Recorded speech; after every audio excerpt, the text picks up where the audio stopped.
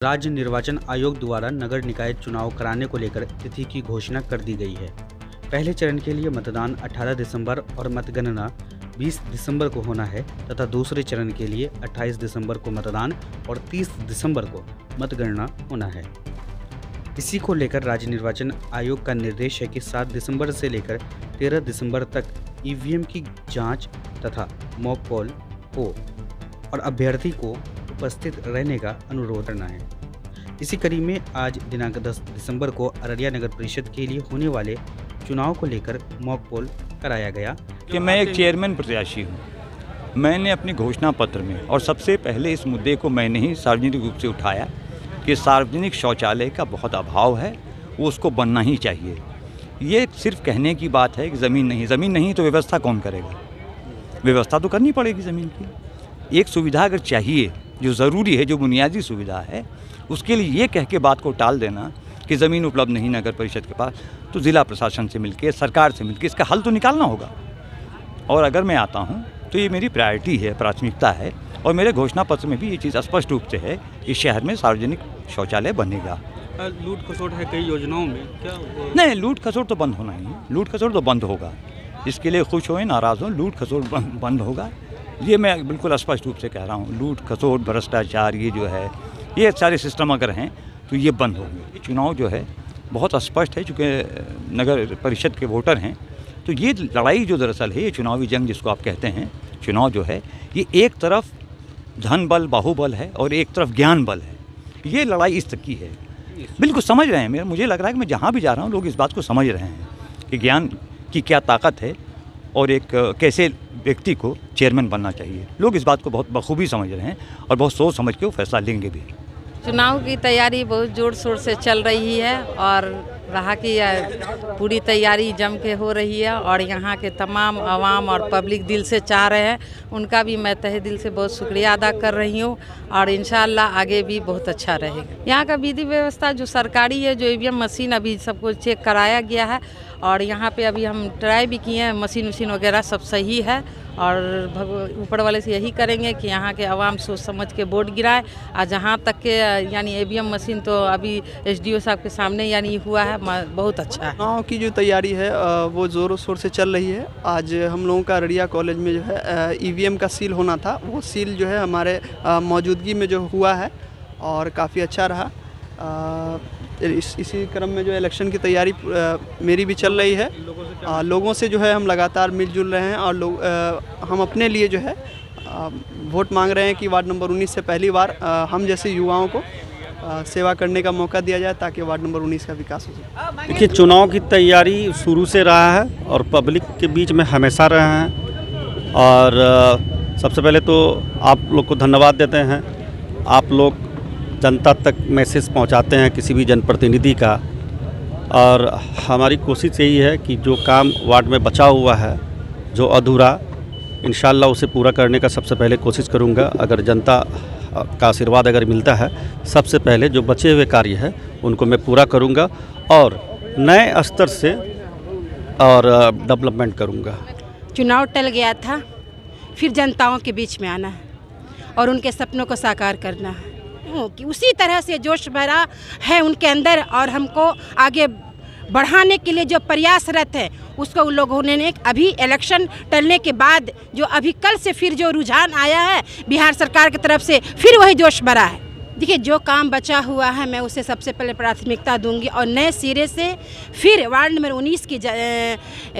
19 का जो विकास होगा नए सिरे से होगा और इंशाअल्लाह ऊपर वाले ने चाहा तो कोई काम बचा भी नहीं है, जो बचा है उसको पूरा करने का मैं काम करूंगी। बिल्कुल बेहतर ढंग से चल रही है। लोगों में स्वच्छ वार्ड बनाने की जो होड़ है निश्चित रूप से वो पूरा होगा। पब्लिक को जो ज़रूरतें थी वो ज़रूरत तो हर समय लगी रहती है। जहाँ तक प्रशासनिक तौर पर जो उनकी ज़रूरतें पूरी नहीं हो पा रही थी, निश्चित रूप से वार्ड पार्षद या जनप्रतिनिधि ही उनकी ज़रूरत के लिए खड़े होंगे, वरना लोगों का दौड़ धूप ऑफिस ये वो फिर भी सुनवाई नहीं होना, तो ये तो डिमांड है, ज़रूरत है। हमको तो लगता है कि वार्ड नंबर 25 में कोई काम ही नहीं हुआ है। आप वहाँ की समस्या को देख लीजिए, वहाँ के नाले की देख लीजिए स्थिति को, वहाँ के सड़क का स्थिति देख लीजिए, साफ़ सफाई की स्थिति देख लीजिए, आवास जो प्रधानमंत्री आवास योजना है उस पर जो लूट खसूट हुआ उसको आप देख लीजिए, विधवा पेंशन, वृद्धा पेंशन, पारिवारिक लाभ योजना, इस तरह का कोई जनप्रतिनिधि जो रहे हैं या समाज के बीच अपने लिए वोट मांगने जाते हैं, ऐसा कोई उनका योगदान नहीं रहा है। हाँ, निश्चित रूप से हमने अपने तौर पे प्रयास किया है और काफ़ी हद तक उसमें सफलता पाई है। लोगों का जो प्यार मिल रहा है, लगता है कि इस बार लोग मुझे अपनी जिम्मेवारी हमारे ऊपर देंगे। कि वार्ड में एक परिवर्तन की लहर है। लोगों के साथ अपेक्षा के साथ काम नहीं किया गया है। जनता की अनेक समस्याएं हैं जिसका समाधान नहीं हो पाया है। लोग परिवर्तन चाहते हैं। वार्ड में जो वार्ड वासियों की जन समस्या जो भी है वो उसका निदान किया जाएगा। शहर में बहुत सारी कमी है, वार्ड में बहुत सारी कमी है, शौचालय वगैरह नहीं है, आवास योजना का भुगतान नहीं हो पाया है, लाभुकों का घर पूरा नहीं हो पाया है, नाले में जल जमाव की समस्या है, नाला नियमित रूप से सफाई नहीं होती है, साफ़ सफाई नियमित ढंग से नहीं होती है, पथ प्रकाश की व्यवस्था नहीं है। तो इस ओर मैं काम करूंगा। मेरी तरफ से ये कहना है कि अगर आपका प्यार और आशीर्वाद मुझे मिला तो मैं बहुत बेहतर करूंगा, वार्ड को सर्वांगीण विकास करूंगा और वार्ड की जो जन समस्या हैं उसको दूर करूंगा। तैयारी पहले से भी जोर शोर से चल रही है, क्योंकि बीच में चुनाव चल जाने के कारण बहुत परेशानी आई हम लोगों को। बहुत तरह का इधर उधर हो गया मामला, फिर से हम लोग नए सिरे से लगे हैं। और पहले बहुत चीज़ यानी कि पहले अनजान थे, बेखबर थे बहुत चीज़ों से, और चुनाव जब लास्ट सामने आया तो बहुत चीज़ों को नज़दीक से देखे, करीब से समझे क्या है नहीं है, सब कुछ समझ आ गया है। वार्ड में क्या समस्या है नहीं है सब कुछ समझ में आ रहा है। जीत के आएंगे तो सबसे पहले तो हम आवास पे काम करेंगे, क्योंकि आवास का मामला बहुत ज़्यादा रुका हुआ है मेरे वार्ड में। 20,000, 25,000, 30,000 बहुत लोगों से बहुत पैसा ले लेके कुछ भी किया नहीं जा रहा है। लगभग 10-10 साल से आवास का काम पेंडिंग है, पिछले 5 साल का भी पेंडिंग है, पिछले 10 साल का भी पेंडिंग है, हो नहीं पाया है। और उसमें भी 20,000, 25,000 रुपया लेके किया जा रहा है, जो हो नहीं पाया। और वो 20,000, 25,000 रुपया क्या कहते हैं, कोई जेवर बेच के, कोई बेटी का शादी के लिए पैसा जमा कर रखे थे उसमें से निकाल के, कोई चंदा करके, कोई उधार पैसा लेके, कोई बैंक से लोन लेके, ऐसे तो ये सब जो 20,000, 25,000 लेने का जो सिस्टम है, सबसे पहले तो इसको ख़त्म किया जाएगा। एकदम निःशुल्क रहेगा, मेरे तरफ से 1 रुपया भी नहीं लिया जाएगा आवास के लिए। और जो भी सरकारी जितना भी योजना है, जो हकदार हैं डायरेक्ट उन तक पहुँचाया जाएगा। बुजुर्गों को कई बार मौका मिल चुका है, क्या किए नहीं किए वो सबके सामने है। एक बार युवाओं को भी मौका मिलना चाहिए, उनमें से एक हम भी हैं। हम अपनी बात लोगों के बीच रखे हैं, हमें पूरा उम्मीद है कि हमें मौका मिलेगा और बहुत उत्साह है वार्ड में, और उम्मीद है इंशाल्लाह चुनाव जीत के आएंगे। शिक्षा तो हम दे रहे हैं 22 साल से, जो है कि हम अपने वार्ड के बच्चों को नहीं बल्कि पूरे अररिया शहर के जितने भी गाँव हैं उनको भी दे रहे हैं, और अभी भी दे रहे हैं और मुफ्त में दे रहे हैं। और शिक्षा के साथ साथ चूँकि ज़रूरियाती जो चीज़ है लोगों, जैसे नाला है, सड़क है, नाला सड़क तो इस तरह से बनता है जैसा कि 6 महीना के बाद तो वो बिल्कुल उसका जो है ना वो टूट जाता है या दिक्कत होती है लोगों को चलने फिरने। उसके अलावा जो इंदिरावास मिलता है वो मुकम्मल रूप से सारे लोगों को नहीं मिलता है, वो नहीं मिलता है, वो मिलना चाहिए। और जो बेरोज़गार हैं हमारे वार्ड में, जो लोग बेरोज़गार घूम रहे हैं उनको हम अपने बल पर, अपने ताकत पर उनको रोज़गार दिला सकें। देश को अगर सुधारना है तो उससे पहले कि हम गांव से, एक छोटे नगर से हम शुरू करें, शिक्षित लोगों को चुनकर लाएं और वहीं से शुरुआत करें, तो हम समझते हैं कि ये धीरे धीरे ऊपर जाकर के जो है कि देश हमारा जो है काफ़ी विकसित होगा और जनता की हर कामना पूरी होगी।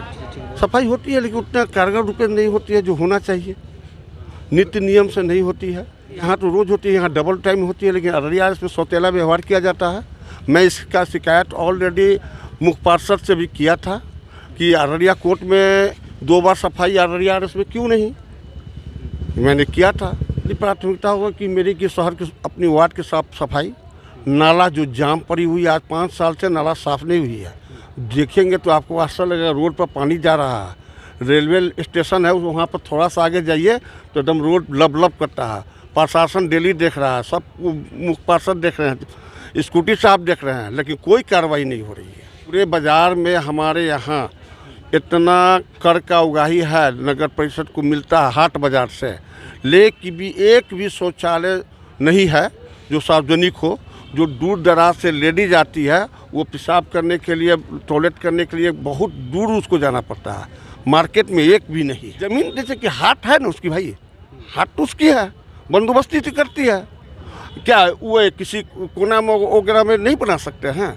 किसी जगह पर चयनित करके किस जगह को हम लोग टॉयलेट बना दिया जाए ताकि आने वाला टाइम में किसी को प्रॉब्लम ना हो, तो वो तो हो सकता है। वो तो प्रशासन की मन पर है कि जगह नहीं है, ये तो बहाना है, बेकार सा बहाना है। बहुत सा जगह है, खोजने पर भेटाएगा ना, नहीं उदासीन रहिएगा तो नहीं भेटाएगा। इनफैक्ट राज्य निर्वाचन आयोग द्वारा प्रथम चरण और द्वितीय चरण के मतदान की घोषणा कर दी गई है, जो कि दिनांक 18 तारीख को और 28 तारीख को है, और जिसकी मतगणना 20 दिसंबर और 30 दिसंबर को होगी। इसी के क्रम में आप लोगों को पता है कि अरेरा नगर परिषद का जो मतदान है वो 18 तारीख को प्रथम चरण में होना है, जिसमें आयोग का निर्देश है कि दिनांक 7 तारीख से लेकर दिनांक 13 दिसंबर तक ईवीएम की जांच और उसकी मॉक पोल कराना है, जिसमें सभी अभ्यर्थी को भी उपस्थित रहने हेतु अनुरोध किया जाए। उसी के क्रम में आज दिनांक 10 तारीख को प्रातः 9 बजे से ईवीएम की जांच और उसका मॉक पोल की कार्रवाई की जा रही है, जिसमें आप देख सकते हैं सभी अभ्यर्थियों को सूचित भी किया गया था। वो लोग आए भी हैं और अपने सामने वो ईवीएम की जांच और मॉक पोल को देख रहे हैं।